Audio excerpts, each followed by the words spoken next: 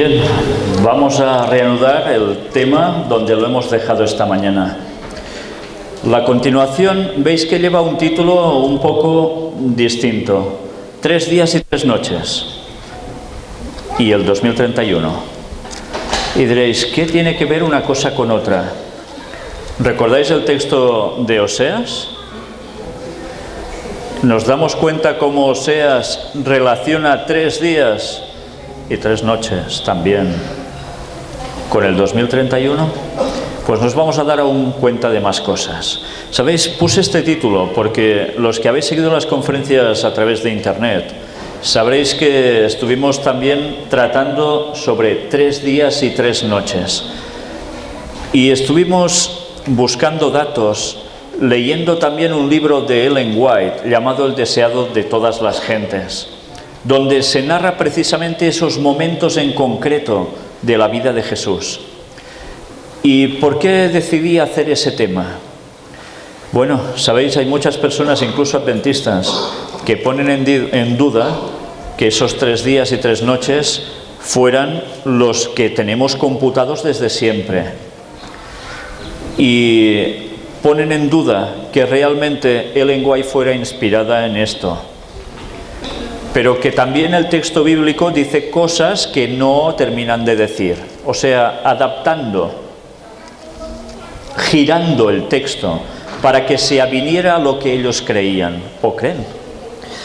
Bueno, pues había que demostrar que esto no era así, que realmente cuando se hablaba de este tema era lo que siempre habíamos creído como adventistas y que es lo que aparece en nuestras Biblias, sin distorsionar. Vamos a ver cómo hay algo que es realmente sorprendente. 3 días y 3 noches aparece como bastante antes de Jesús, ¿no? ¿Recordáis dónde? Jonás, ¿verdad? Y luego llega Jesús y dice que se les va a dar una señal solo. Y era la señal de Jonás. Y la señal de Jonás era 3 días y 3 noches. ¿Qué tiene que ver eso con el 2031? Pues nos vamos a quedar maravillados, porque lo que vamos a hacer ahora es una búsqueda en la historia. Una búsqueda que realmente no puede dejarnos indiferentes. Y es algo que nuestros pioneros ya estaban hablando. Y que por desgracia, una vez más, el paso del tiempo ha ido borrando y a algunas personas ya les ha convenido que eso fuera así. Pero antes de dar inicio al tema, me gustaría que buscarais un texto en vuestras Biblias. El libro de Apocalipsis, capítulo 3. ¿En qué capítulo se habla del mensaje a la Odisea? ¿Lo recordáis? En el 3, ¿no? Y el mensaje a la Odisea es el pueblo del juicio. Por tanto, se está refiriendo a ese periodo de la historia de la Iglesia en la cual llegaría al momento del tiempo del juicio. Y aunque tuvo eso un cumplimiento literal en una iglesia llamada la Odisea en Asia Menor, nos damos cuenta, como siempre, que las palabras de la Biblia van más allá de un simple hecho histórico y vuelven a repetirse con el paso de la historia. Hay un texto que realmente es duro y ese es el mensaje a la Odisea. A partir del versículo 14 nos dice: y escribe al ángel de la iglesia en la Odisea: he aquí el amén, el testigo fiel y verdadero, el principio de la creación de Dios, dice esto. Yo conozco tus obras, que ni eres frío ni caliente. Ojalá fueses frío o caliente, pero por cuanto eres tibio y no frío ni caliente, te vomitaré de mi boca. Porque tú dices: yo soy rico y me he enriquecido y de ninguna cosa tengo necesidad, y no sabes que tú eres un desventurado, miserable, pobre, ciego y desnudo. Por tanto, yo te aconsejo que de mí compres oro refinado en fuego, para que seas rico, y vestiduras blancas para vestirte, y que no se descubra la vergüenza de tu desnudez, y unge tus ojos con colirio para que veas. Yo reprendo y castigo a todos los que amo. Sé pues celoso y arrepiéntete. Y hasta aquí dices, uff, qué duro, ¿no? He aquí yo estoy a la puerta y llamo. Si alguno oye mi voz y abre la puerta, entraré a él y cenaré con él y él conmigo. Os he de confesar que es mi versículo favorito. Sí. Al que venciere le daré que se siente conmigo en mi trono, así como yo he vencido y me he sentado con mi Padre en su trono. El que tiene oído, oiga lo que el Espíritu dice a las iglesias. Una situación que describe cómo estaría la Iglesia de Dios en el último tiempo. Que van, aquí no sé si utilizáis esa expresión, allí van de sobrados. O sea, como si a todo lo superan, les queda todo ya pequeño. Saben tanto, están tan encumbrados, no necesitan de nada. Bueno, es la descripción de la Odisea. Somos los más listos, los más bonitos, lo tenemos todo y ya somos salvos. Es que nos llamamos adventistas, por tanto ya somos salvos. Bueno, pues el Señor no considera exactamente así al pueblo final de los últimos días. Hasta el punto que le dice, o te espabilas y te pones a tono, o se te acabó. Pero Él aún llama al arrepentimiento. Y el versículo, he aquí yo estoy a la puerta y llamo. Si alguno oye mi voz y abre la puerta, entraré a Él y cenaré con Él y Él conmigo. Nos da la esperanza que Él quiere hacer comunión directa con nosotros. Supongo que ya sabéis por qué se dice, en este caso, cenar. La cena es el momento de más compañerismo entre dos personas.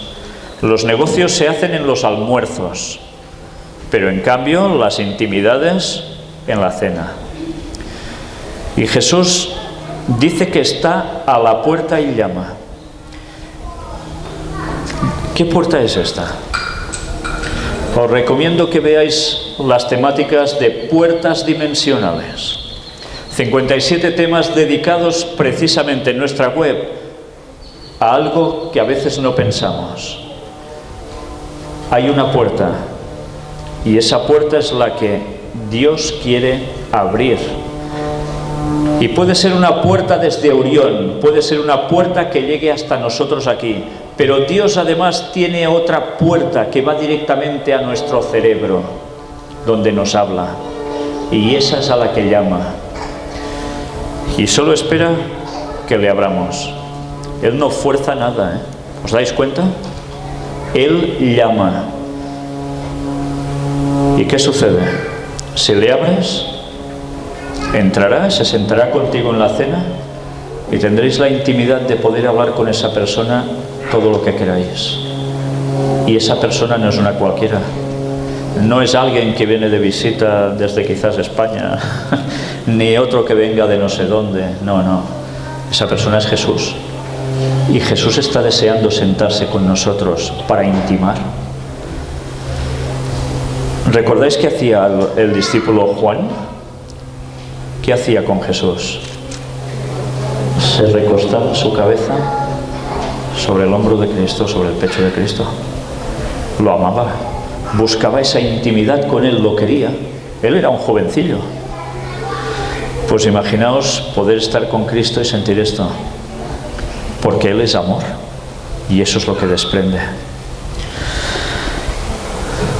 El que tiene oído, oiga lo que el Espíritu dice a las iglesias. Antes del fin, Dios busca que su pueblo vuelva a Él de lleno. Y ahora vamos a ver una serie de cosas que van a ayudarnos precisamente a eso. Para volver de lleno necesitamos también oír que nos está llamando, que da esos golpes y nos quiere dar un mensaje. Bueno, pues vamos a ver de qué se trata. Vamos a enlazar ya el tema de ahora con el de la mañana, el doble de la mañana. ¿En qué se basó Ellen White para afirmar contundentemente que en el año 31 de nuestra era, cuando Jesús fue crucificado, Habían transcurrido matemáticamente 4000 años desde la entrada del pecado en la tierra. Si Jesús llama porque está a punto de volver también a nivel mundial, debemos saber, si nos basáramos solo en el escrito de Ellen White del año 31, que eso es correcto. Porque si Ellen White se equivocó, ¿y si nos tomó el pelo? Bueno, hay personas que se plantean eso. Es que Ellen White utilizó el calendario equivocado, por tanto, se equivocó. Pues vamos a demostrar si eso es así o no. Pensad que estos argumentos os van a servir para siempre y para muchos. Todos recordamos lo que hemos mostrado esta mañana, este lugar emplazado en el conflicto de los siglos, este esquema donde nos lleva al punto 4, donde nos habla de que en el año 31 sucede la muerte de Cristo en la cruz. Por tanto, 4000 años justo hasta ese punto. 2000 años más nos llevarían al retorno de Cristo. 6000 años de historia de la entrada del pecado. Por tanto, en el año 2031 vuelve Jesús. ¿O no? Porque si Ellen White se equivocó en esto, mal vamos. No vendrá en el 2031. ¿Vamos a verlo? Sylvester Bliss, William Hayes y James Ussher. Y diréis, pues a mí, como se me dice, es perico de los palotes. ¿Os suenan de algo estos señores? Normalmente no, ¿verdad? Pues sabéis, yo solo conocía básicamente al tercero. Del segundo sabía solo alguna cosa, el nombre.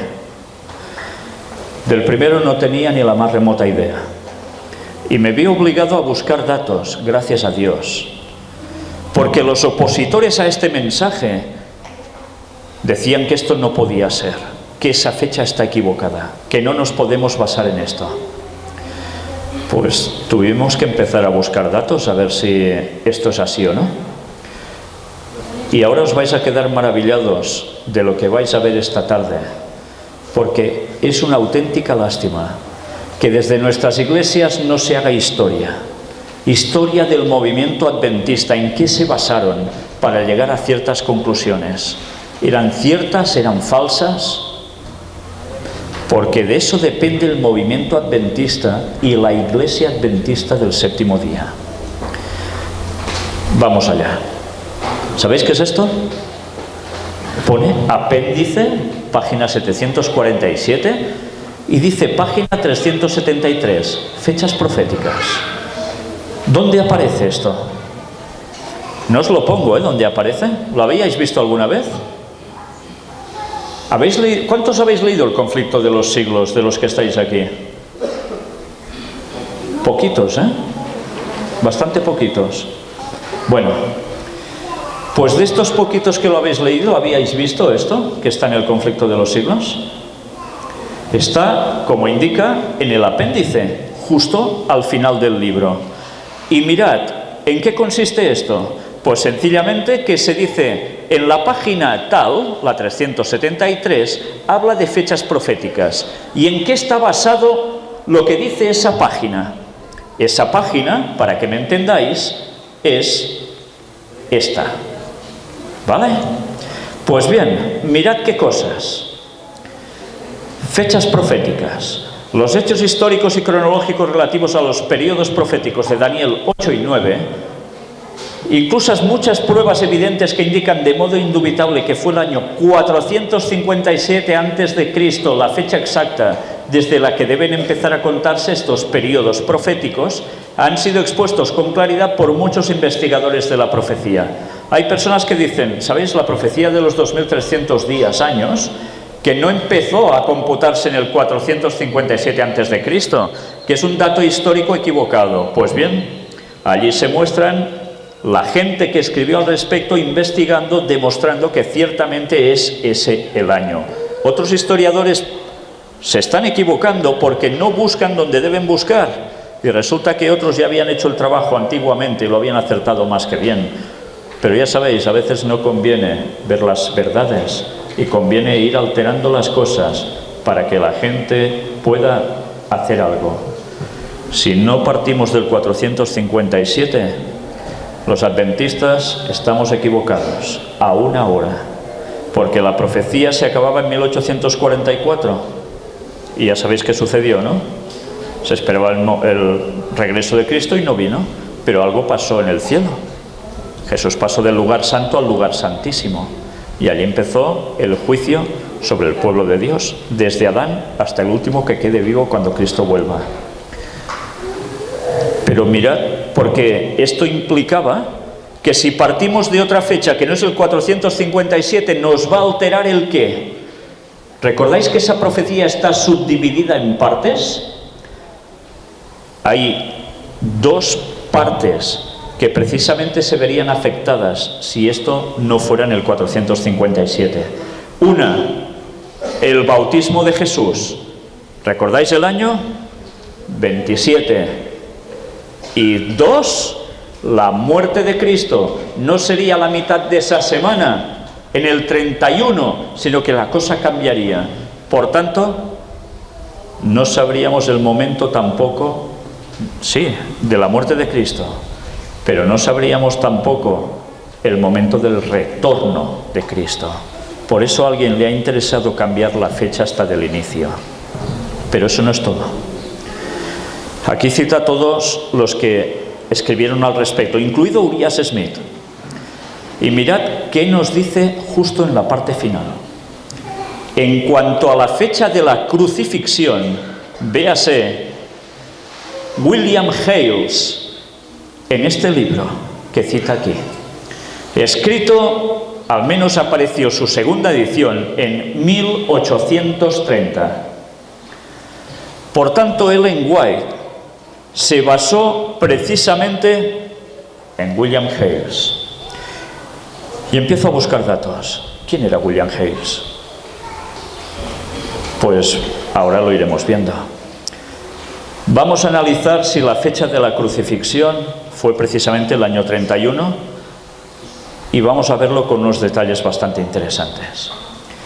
Primero de todo, antes de pasar al otro señor, pasaremos a este, que era el primero de la lista de esos tres nombres, Sylvester Bliss, autor de Análisis de la cronología sagrada, solo está en inglés. ¿Habéis leído este libro? Yo creo que es que prácticamente nadie lo ha leído, porque es un libro que es ya muy difícil de poder obtener así, porque tampoco se nos dice nada sobre este libro. Pues mirad qué dijo este señor, que aquí tenéis. ¿Lo habíais visto alguna vez? En 1863, Sylvester Bliss, pionero adventista y uno de los líderes del movimiento millerita, publicó el libro titulado Análisis de la cronología sagrada. Sylvester Bliss fue editor de Signs of the Times y posteriormente editor de Advent Herald. Por tanto, era un pionero adventista y no sabíamos nada de él, ¿verdad? Yo tampoco, ¿eh? Pues vamos a ver cómo Sylvester Bliss utilizó para el libro que él hizo los estudios previos de William Hales, que fue un clérigo irlandés. ¿Y quién fue William Hales?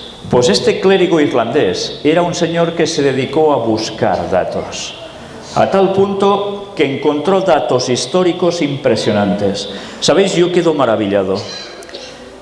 Este señor vivía en una época, mirad qué años, nació en 1747, murió en 1831. Para investigar, para buscar datos, ¿de qué se valían? ¿De Internet? Eso nos valemos desde hace unos poquitos años, ¿eh? Pero entonces no había Internet. Y el que quería saber algo, ¿qué tenía que hacer? Irse a buscar la vida donde hubiese algo que le pudiese aportar datos. ¿Y eso dónde solía ser en caso de historia? Buscando en libros antiguos, buscando registros antiguos que evidentemente no iba a encontrar sentado delante de un teclado, sino que debería buscarlos en bibliotecas, en lugares difíciles de llegar incluso. Se tenían que espabilar. Pues este señor hizo algo realmente extraordinario. ¿Qué fue? Pues una recopilación de escritos históricos tan antiguos que llegan hasta los mismos tiempos del apóstol Pablo. ¿Existen? Pues sí. ¿Os ha hablado alguien de eso alguna vez? A mí tampoco. Este es el libro de William Hales. Lo podéis encontrar en este lugar, por internet. Está solo en inglés.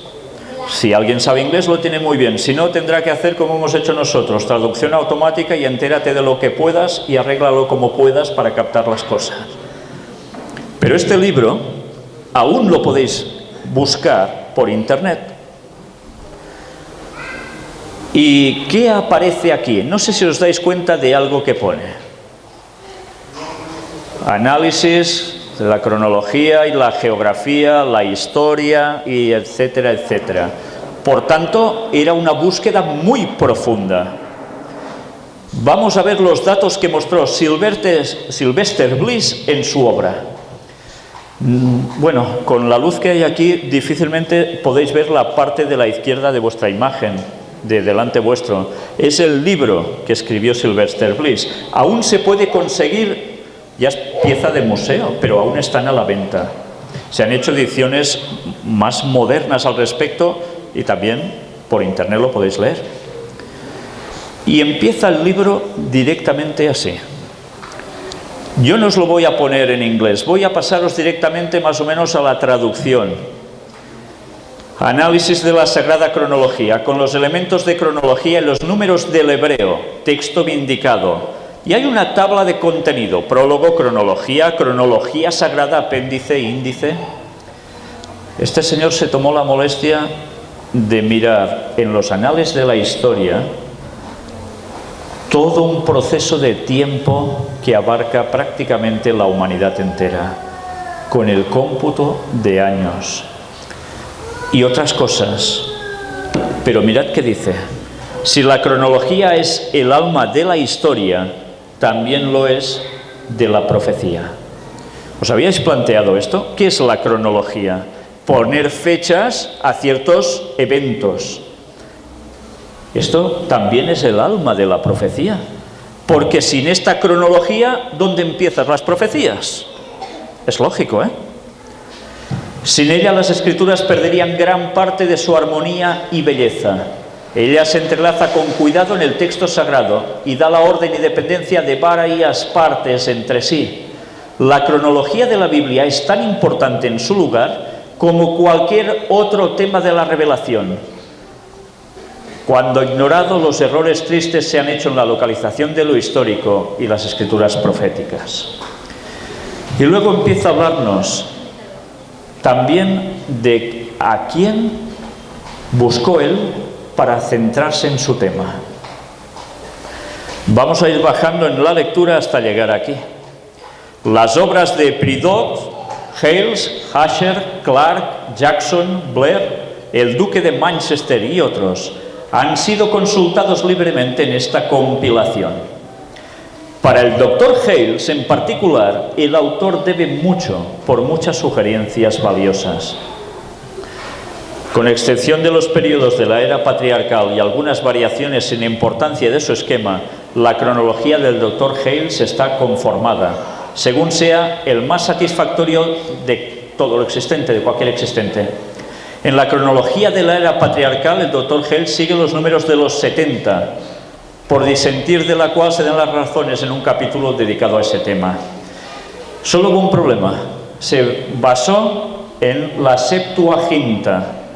Sabéis que es una versión bíblica que se hizo, que había sido manipulada, alterada. Y él se basó en eso, porque desconoció eso, esa parte. Pero por todo iba perfectamente bien. Mirad ahora la cronología desde el nacimiento de Cristo hasta la destrucción del segundo templo y 3 días y 3 noches. Todo esto está registrado en su libro. Veis punto por punto, prácticamente año por año de las cosas que suceden. Está todo en inglés. Yo voy a pasarme todo esto y os lo voy a poner más o menos, traducido al español. ¿Y sabéis de qué nos habla aquí? Nos sitúa el nacimiento de Cristo. Y nos dice, y aconteció en aquellos días que salió un edicto de César Augusto, y nos va leyendo los textos bíblicos que sitúan el nacimiento de Cristo. Luego él busca los datos en la historia. ¿Cuándo fue esto realmente? ¿Fue en el año 0? No fue en el año 0. Y él se dio cuenta que el año 0 no existía. Y buscó datos para saber exactamente por qué había ese error en el calendario. Y los encontró. Y no solo eso, encontró escritos sumamente antiguos. Él se da cuenta que Cristo nace por escritos y por cosas que pasaron con los astros, eclipses que antes se registraban en relación a los reyes que mandaban, que Herodes muere en el año 4, antes de la era cristiana.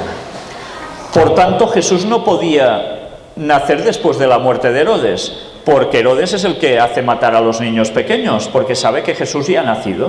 Se lo han dicho los magos de Oriente. Entonces, allí hay un problema. Jesús no podía nacer antes de este hecho. Perdón, después de este hecho. Tenía que nacer antes.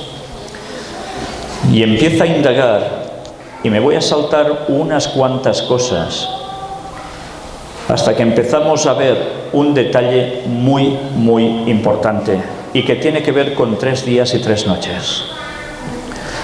Y aconteció en aquellos días que Jesús vino de Nazaret de Galilea y fue bautizado por Juan en el Jordán. Y caminó recto, que subía del agua, vio abrirse los cielos y al Espíritu como paloma que descendía sobre él, y vino una voz del cielo que decía: Tú eres mi Hijo amado, en quien tengo complacencia. Todos recordáis este texto, ¿verdad? Ahora, después que Juan fue encarcelado, Jesús vino a Galilea predicando el Evangelio del reino de Dios y diciendo: El tiempo se cumplió y el reino de Dios está cerca. ¿Os dais cuenta que para todo Dios tiene su tiempo marcado, definido? No es eso de más o menos, o mira, ahora me va bien y voy a hacer esto. Dios tiene su agenda marcada para cada hecho profético, y eso estaba profetizado que acontecería ¿dónde? En la profecía de Daniel. ¿Y qué es ese tiempo que se completó? El mismo Jesús comenzó a tener unos 30 años de edad. ¿Cuándo? Cuando empezó su ministerio público. Y allí empieza esa semana de Daniel. ¿La recordáis? Esa última semana de Daniel que, por desgracia, muchos cristianos protestantes la cortan, se la comen con patatas o papas y la aplazan de repente al fin de los tiempos, sin sentido y lógicamente.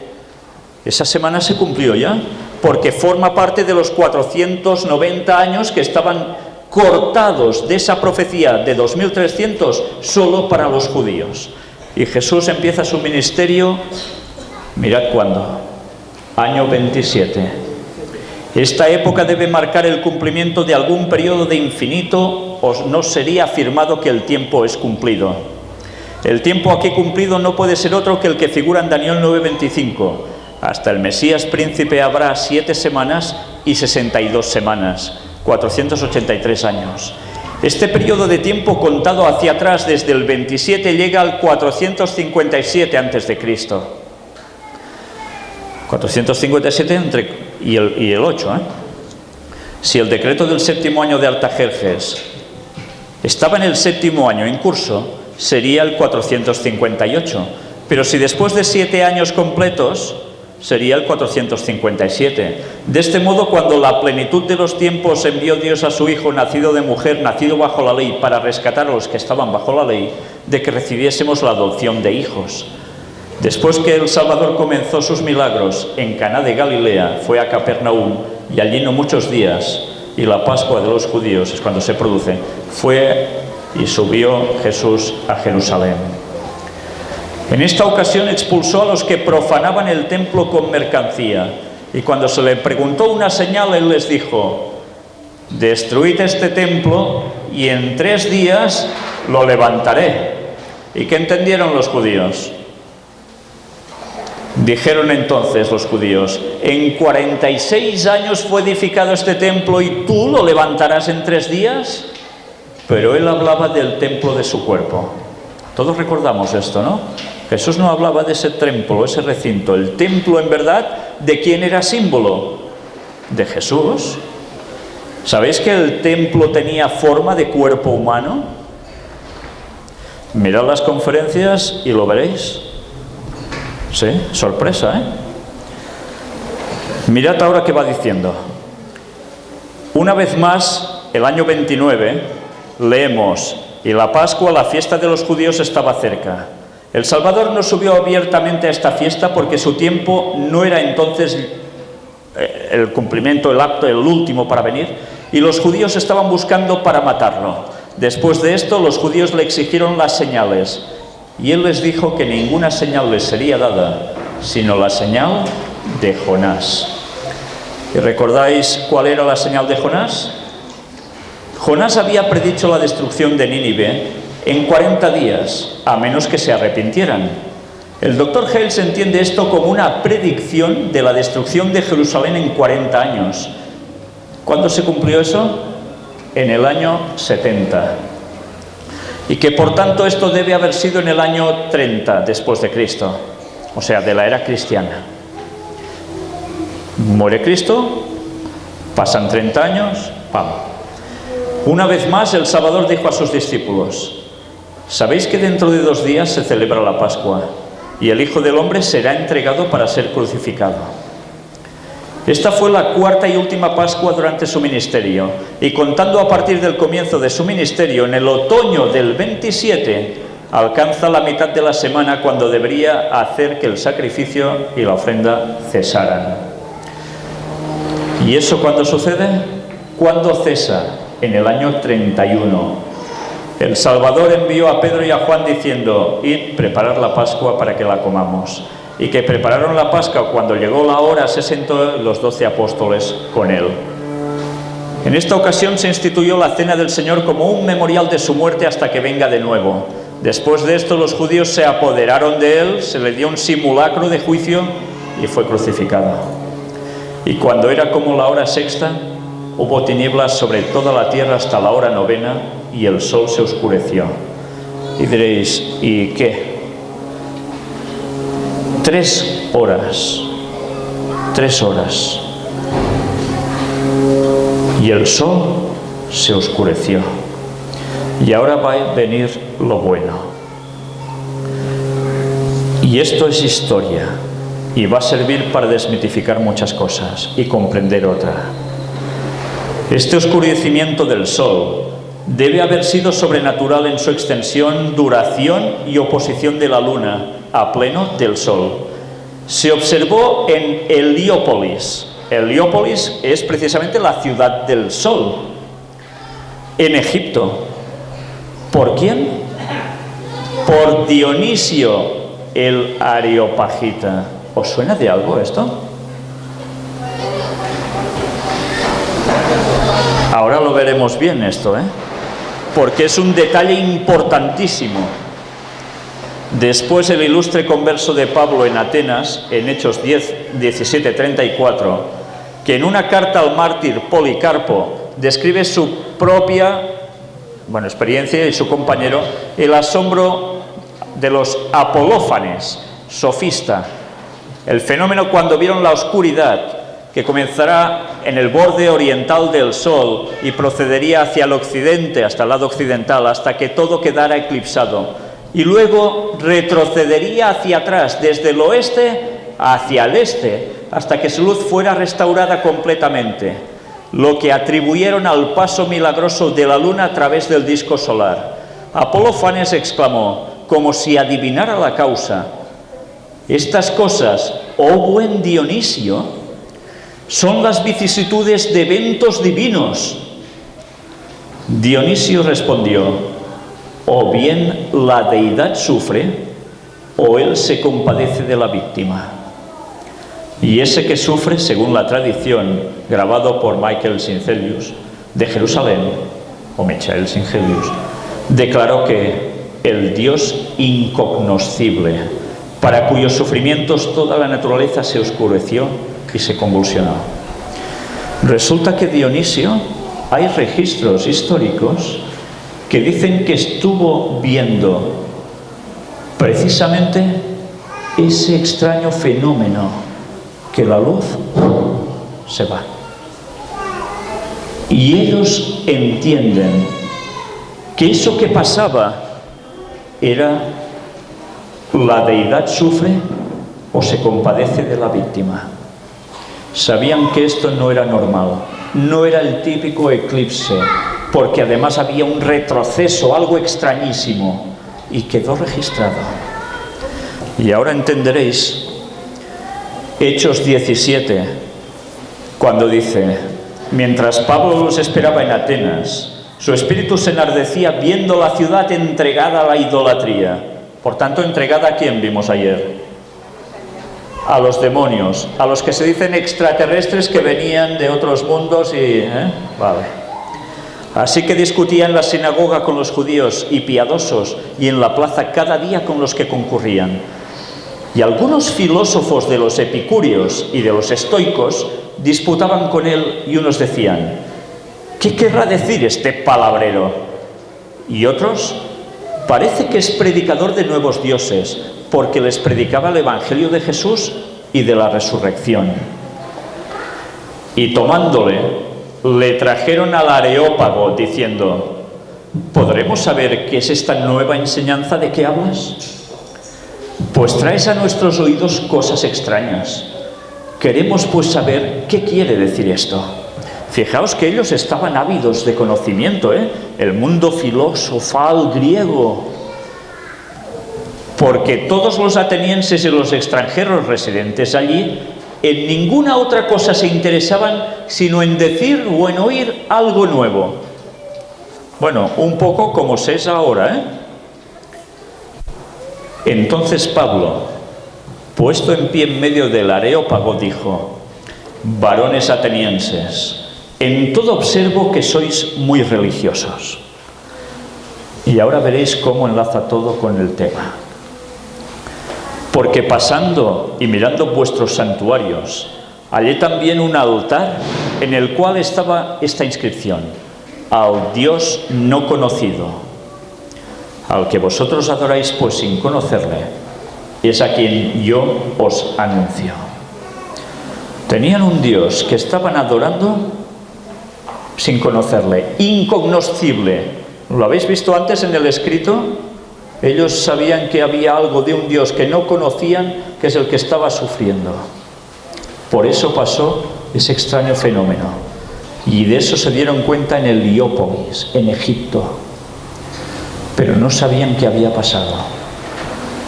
Y resulta que Pablo va a Atenas, en Grecia, no en Egipto. Y allí predica sobre esto. Y mirad qué sucede.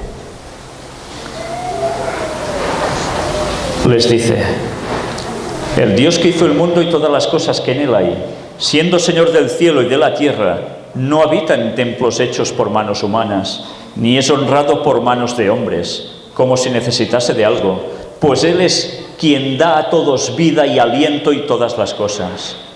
Y de una sangre ha hecho todo el linaje de los hombres, para que habiten sobre toda la faz de la tierra, y les ha prefijado el orden de los tiempos y los límites de su habitación. Les ha prefijado el orden de los tiempos. Por tanto, ¿qué quiere decir? ¿Qué había dado Dios al hombre? ¿Qué había dado? Una forma de determinar el tiempo, una forma de calendario.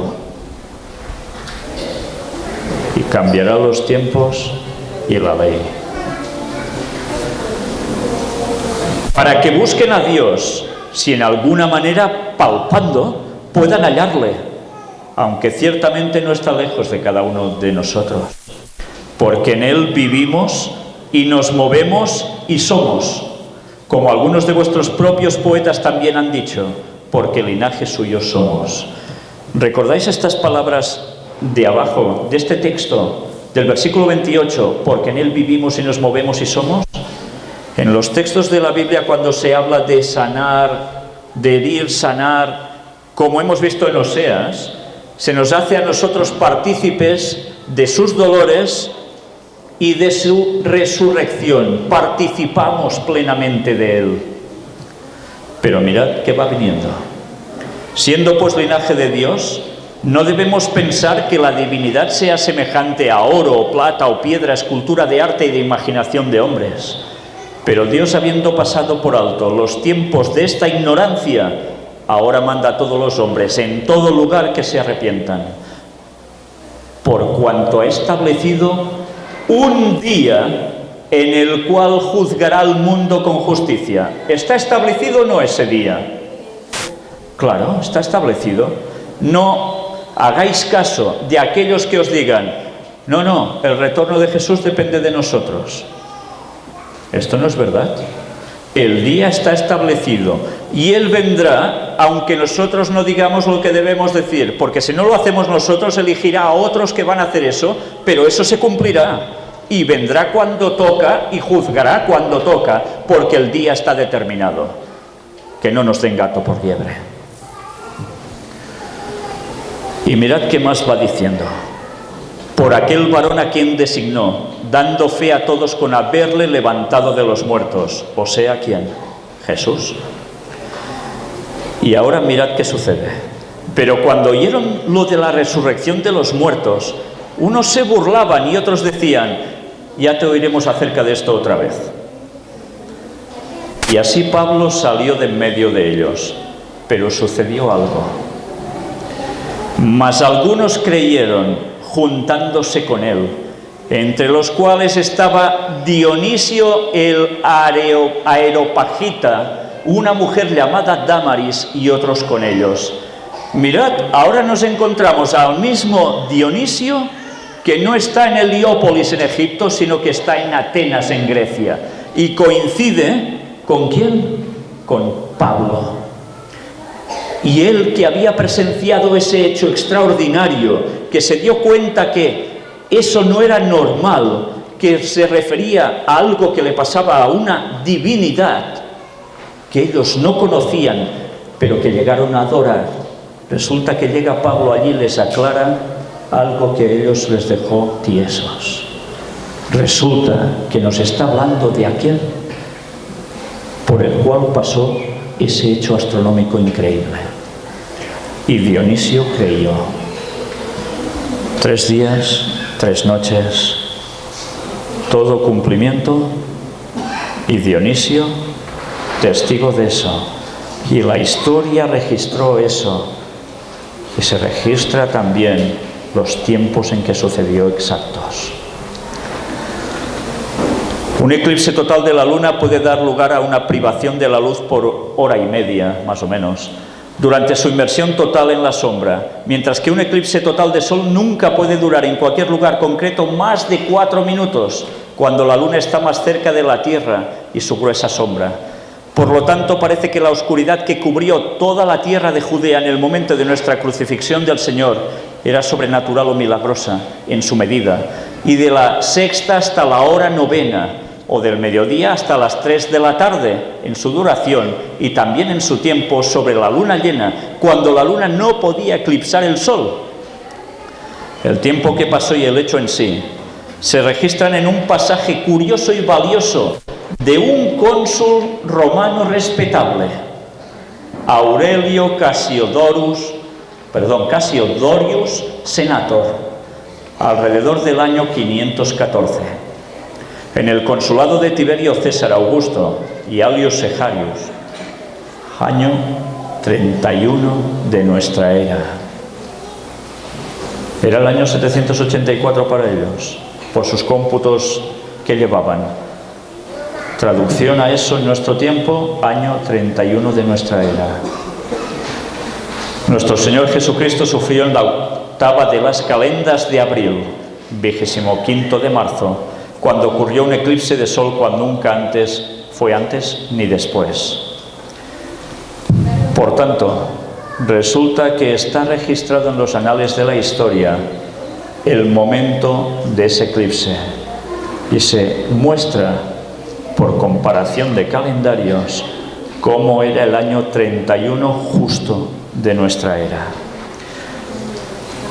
Luego además nos habla de lo que ocurrió después.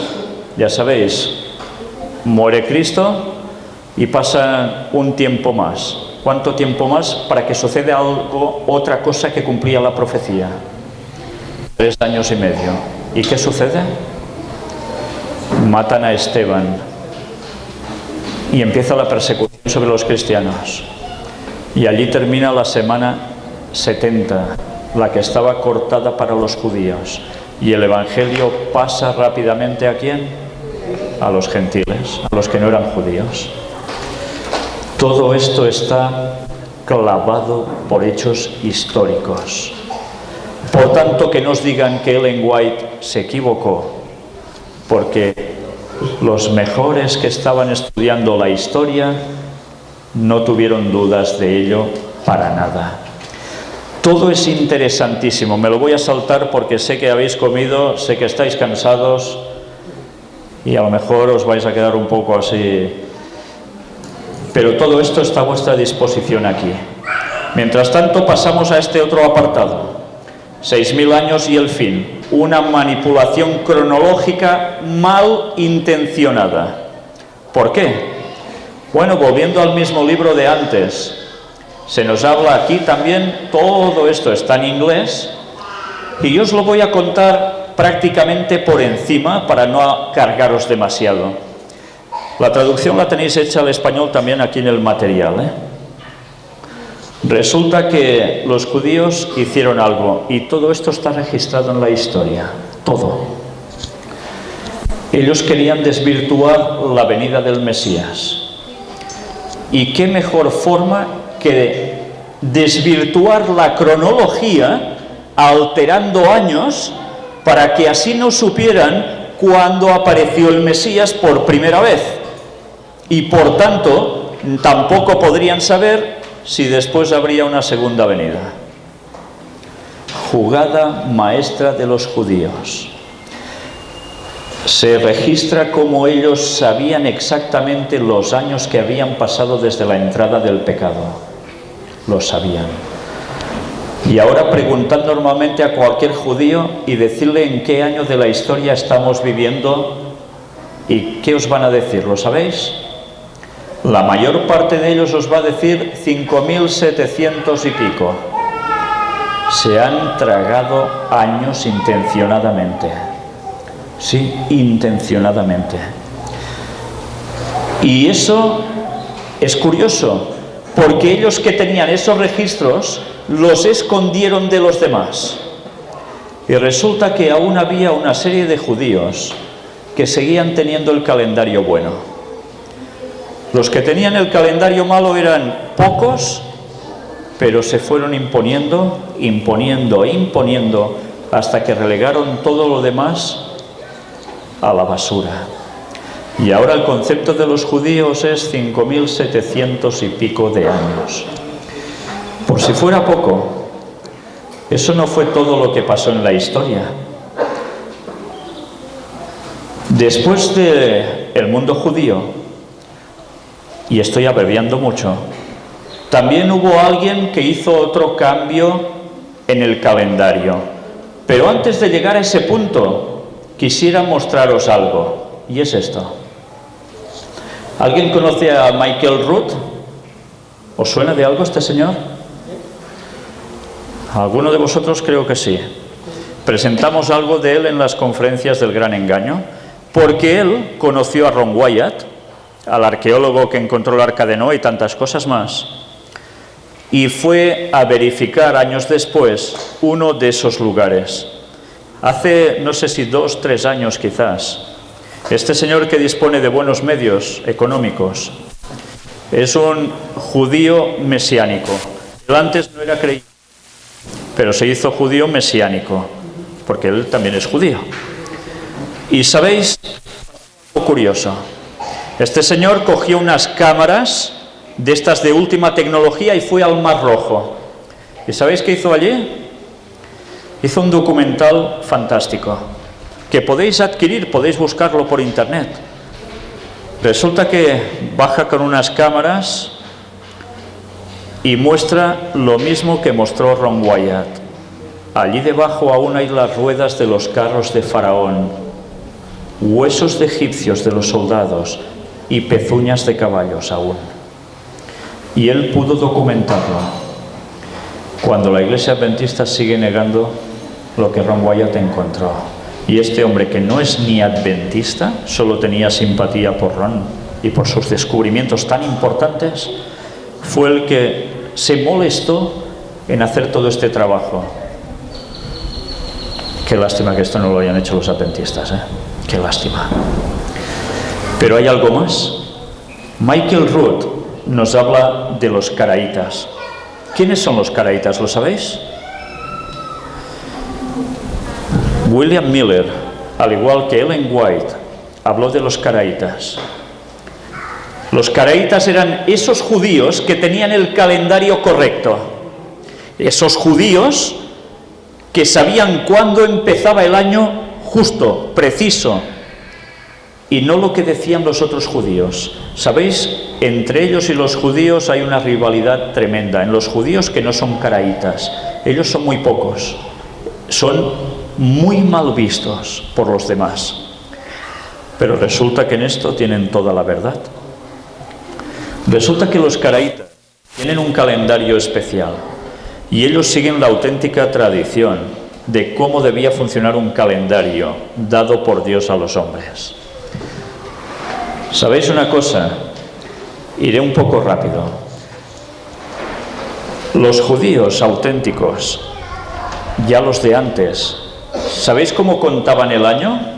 Nosotros decimos 1 de enero, o sea, dan las campanadas de las 12 de la noche del último día del año y feliz año nuevo, yujú, no sé qué, venga champán, la juerga, ya estamos, año nuevo. Pues estamos siguiendo un año que no toca. Celebramos lo que no toca, porque nos pegaron el cambiazo. ¿Sí? Pero no solo esto, vamos a profundizar un poquito. Resulta que los caraítas, para determinar el año, cuándo empieza, hacen algo. Años atrás hacían algo que durante muchos años ya no pudieron hacer. Según la Biblia, el año nuevo empezaba, sí, en primavera, pero además un momento concreto. Cuando miráis la luna, ¿verdad que tiene distintas fases? Hay una fase donde imaginaos que mi uña es la luna.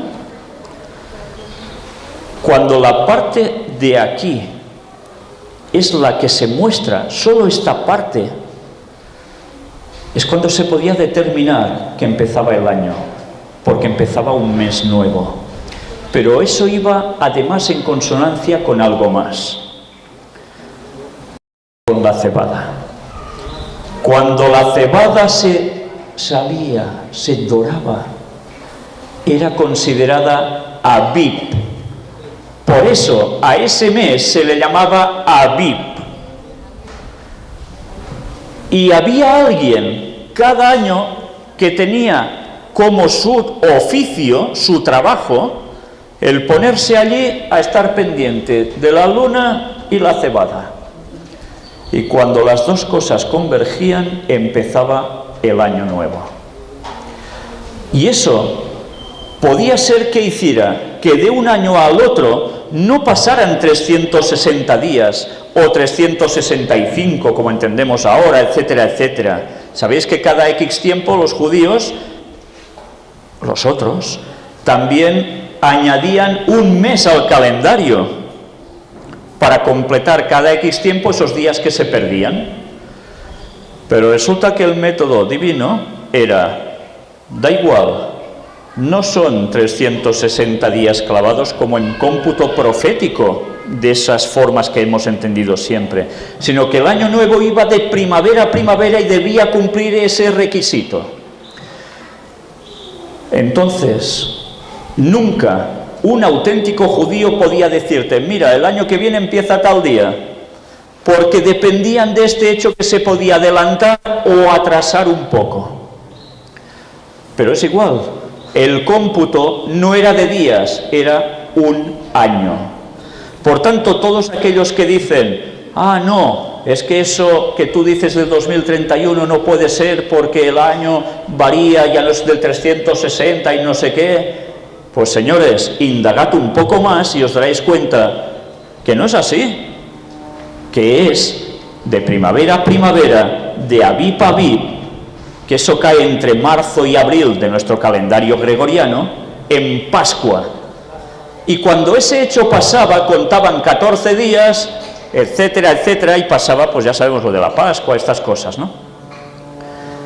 Pues mirad, resulta que pasa la historia, ya sabéis, Jerusalén es destruido, tal como dijo Jesús, los judíos son deportados, y durante años los judíos empiezan a inventarse un calendario que no se corresponde con la realidad, y que toda la gente que seguía la parte oscura del mundo judío, la parte solo cabalística, espiritista, montaron su propio calendario, a tal punto que los que llevaban el auténtico quedaron marginados totalmente.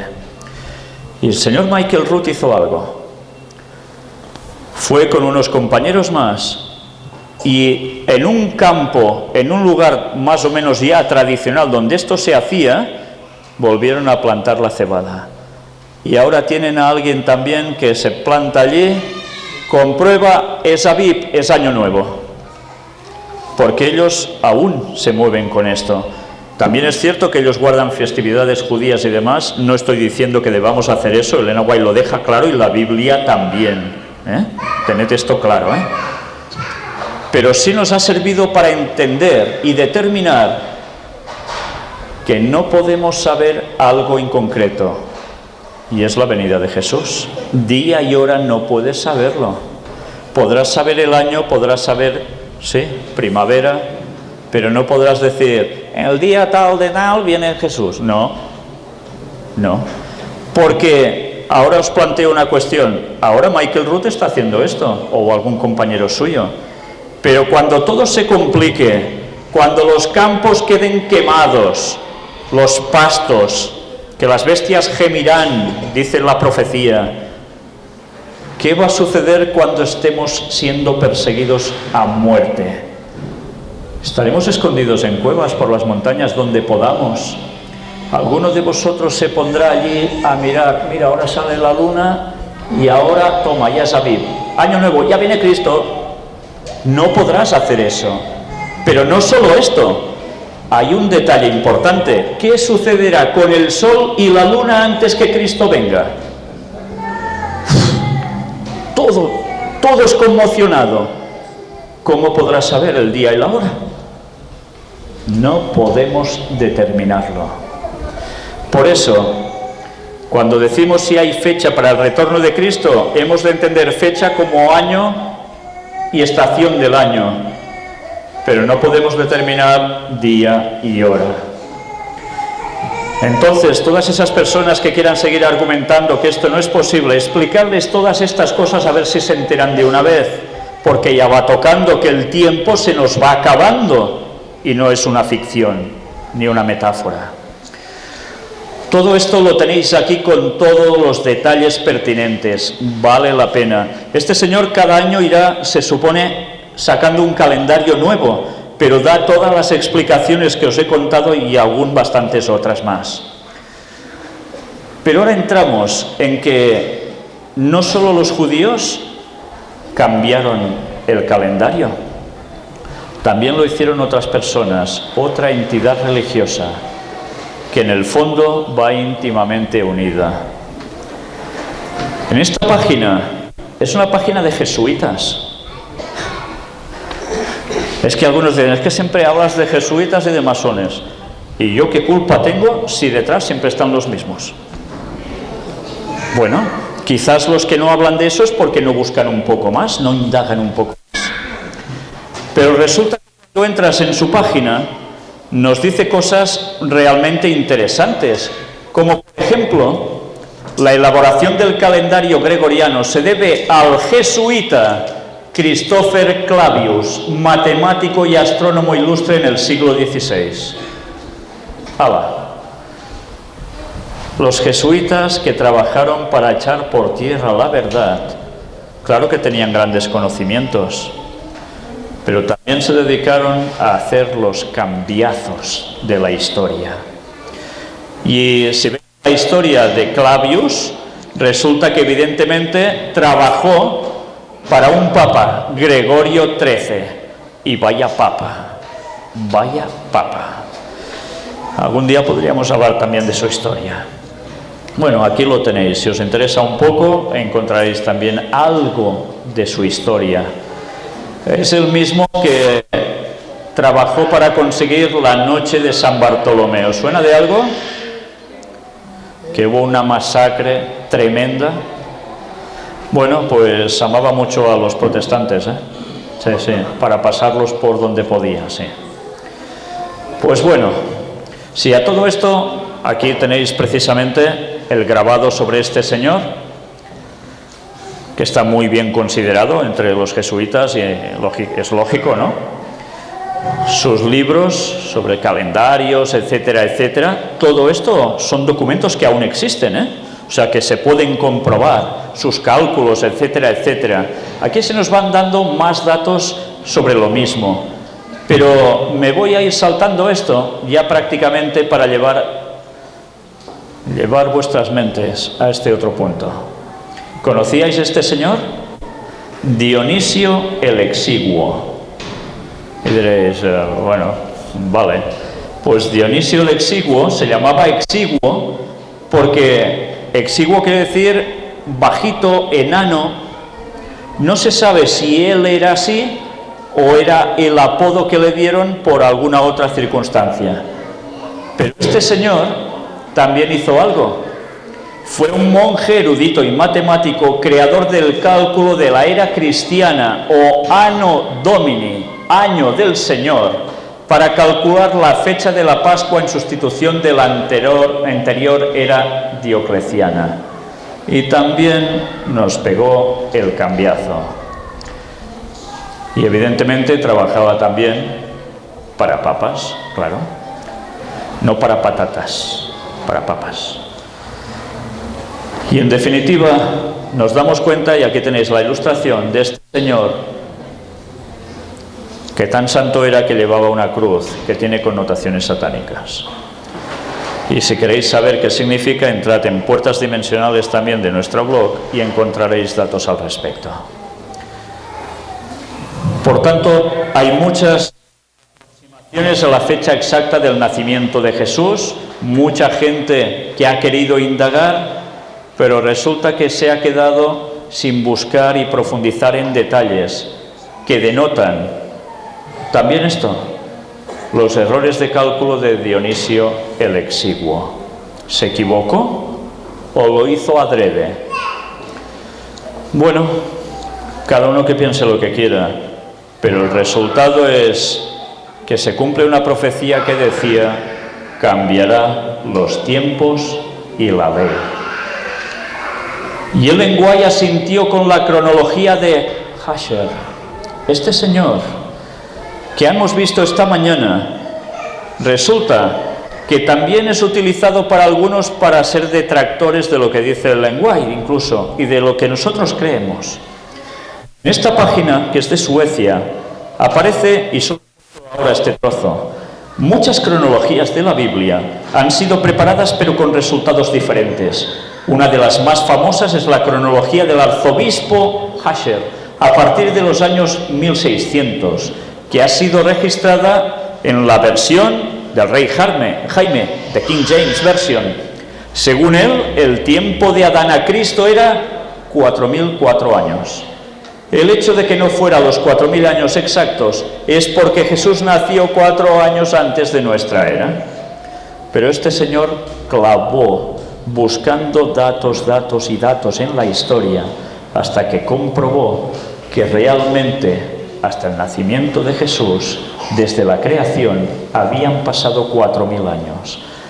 Y desde la entrada del pecado a la muerte de Cristo, exactamente igual. Y sabéis, bueno, aquí tenéis al señor Hasher,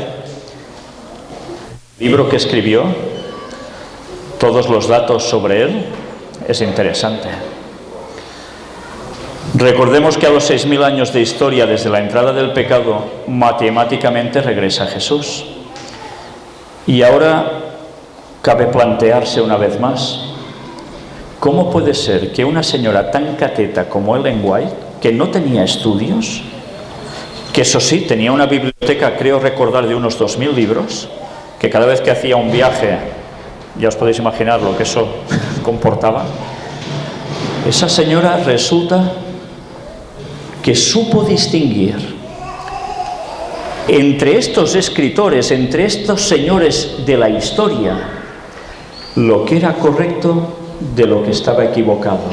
¿Sabéis? El primer hombre del que os he hablado, cuando escribió este libro donde recopiló estos datos de estos otros señores, pudo ir buscando y comprobando dónde algunos acertaron y dónde esos mismos se equivocaron. Pero lo curioso es que Ellen White había dictaminado también lo que era correcto de lo que era incorrecto de estos, de los médicos de su época, de los educadores de su época y de tantas cosas más. Cómo el paso del tiempo ha dado la razón en todo a que Ellen White no se equivocó. Y algunos aún dicen que no era profeta. Pues, ¿qué era? Que lo clavó exactamente todo. Sabéis que Ellen White, cuando habló, por ejemplo, de salud, muchas cosas no fueron porque recibió una revelación y ya está, sino que ella examinaba también lo que otros doctores de la época, sobre lo que era ya empezaba a ser un movimiento de reforma pro salud, ella supo distinguir por el ojo que Dios le dio de entendimiento, y no estoy hablando de masonerías ni cosas de esas, le dio el conocimiento para saber distinguir lo que era correcto de lo incorrecto de todos esos doctores.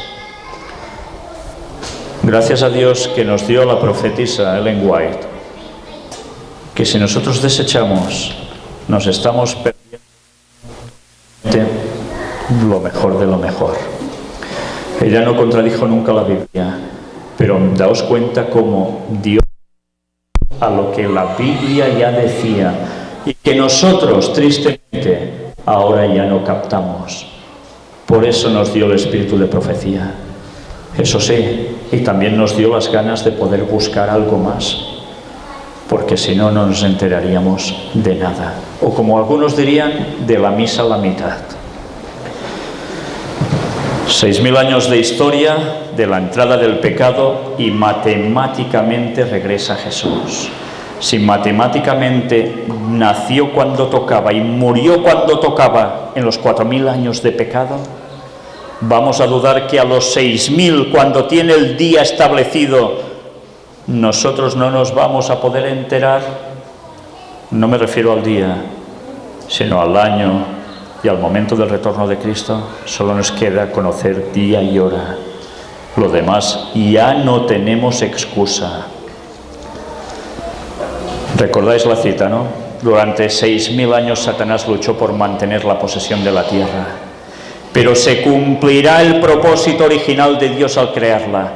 Tomarán el reino los santos del Altísimo y poseerán el reino hasta el siglo y hasta el siglo de los siglos, a los 6000 años. Conflicto de los siglos. Recordáis una vez más, por si alguien no ha estado por la mañana, aquí tenéis varias citas, concretamente 7, donde nos habla de los 6000 años, y la central era la que nos decía el año 31, muerte de Cristo. Finalizando, ¿recordáis este esquema? Entrada del pecado, pasan 4000 años, muere Cristo en la cruz en el año 31. Faltan 2000 años en la historia para los 6000, para el retorno de Cristo. Eso fue en el año 31. Si faltan 2000 años, 31 más 2000 es igual a ¿cuánto? 2031, año de la segunda venida de Jesús. Eclesiastés 8 nos dice del 5 al 8: el que guarda el mandamiento no experimentará el mal, y el corazón del sabio discierne el tiempo y el juicio. Porque para todo lo que quisierais hay tiempo y juicio, porque el mal del hombre es grande sobre él, pues no sabe lo que ha de ser, y el cuándo haya de ser, ¿quién se lo enseñará? No hay hombre que tenga potestad sobre el espíritu para retener el espíritu, ni potestad sobre el día de la muerte, y no valen armas en tal guerra, ni la impiedad librará al que la posee. El sabio discernirá el tiempo y el juicio. Ya finalizando, eventos del tiempo final. Carta 3 del 1 de enero de 1900. El mundo no hará la obra que Dios le ha encomendado a su pueblo.